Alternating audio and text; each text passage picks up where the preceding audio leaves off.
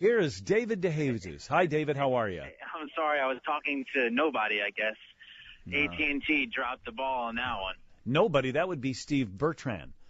He's just a friend of mine. David DeJesus is on the phone. David, welcome to Chicago and WGN and the Cubs. Congratulations.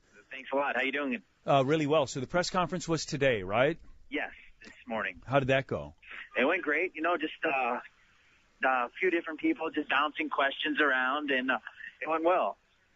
Your picture is in the Chicago Sun-Times today. Did you see it? No, I haven't. We woke up at like 8 o'clock, drove down here, and then after that, my agent flew out, so we had lunch with him, so I haven't really been able to see anything yet. Well, there's a picture of you in the Chicago Sun-Times today, and It says, "It's good to be David DeJesus." And then it's got a picture of you and 3 pictures of your wife. All right. That's a great reason to be, yeah. 3 pictures of your wife and 1 picture of you. Now, what's up with that, David? I think she hey, I don't blame people. She's a beautiful woman, and I'm happy to be married to her. So, if other people, I am pretty lucky, that's for sure. It says, Cubs signee, 2-year deal with the third option, could pay him up to $15 million. And his wife, Kimberly, is excited, too. She tweeted that she was born and raised in Wheaton, so she's a local girl, right? Yes, Her dad had Cubs season tickets, and Ryne Sandberg was her childhood crush. Yeah, she had on her wall, she had like a little shrine to him growing up. How weird would that have been if Rhino had been the general manager of the Cubs? That would have been fun. She'd been in a tough predicament there, But I think her love for me would outdo Ryan. I would hope so. You're a handsome man, too. You're a great couple. Hey, so how do you feel? It's funny because normally when we think right field, especially in Chicago, we've thought of somebody who could hit home runs. I mean, clearly Sammy Sosa hit some home runs. Fukudome was more maybe a doubles hitter. I don't know what he was. But how do you feel you fit in offensively to the Chicago team?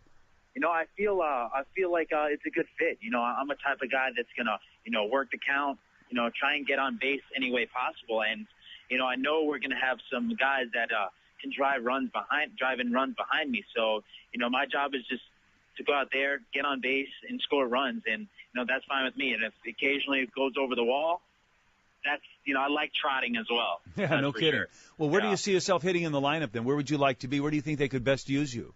I would love to be a leadoff guy, top of the lineup type of guy. I feel that, that was my strength throughout my whole career, and I feel confident in that role. So, but it's going to be totally up to Dale. It's going to be great, actually, to, meet Jaramillo, Rudy, and just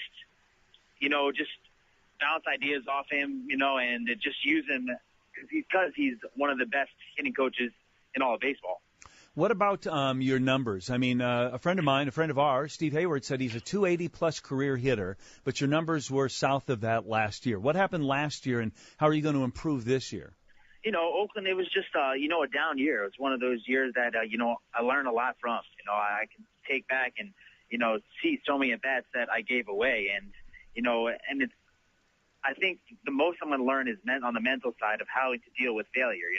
Most of my career I've been, pretty solid. And then last year is one of those things that how do you come back from a year like that? It's going to show the true type of player I am.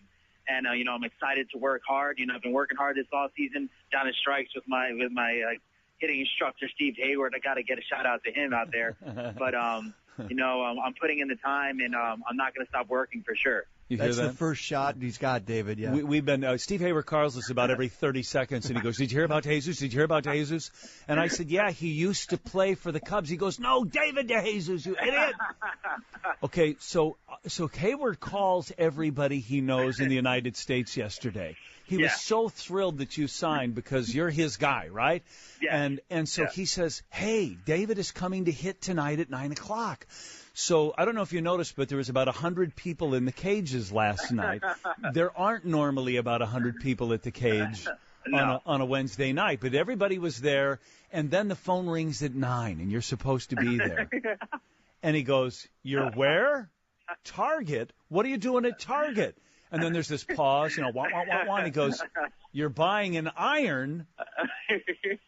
Yeah, we just moved into our place, out in the burbs, and all my stuff is in a box. So I can't be coming to the whole press conference, interview, yeah. the whole interview process with wrinkles all over my shirt.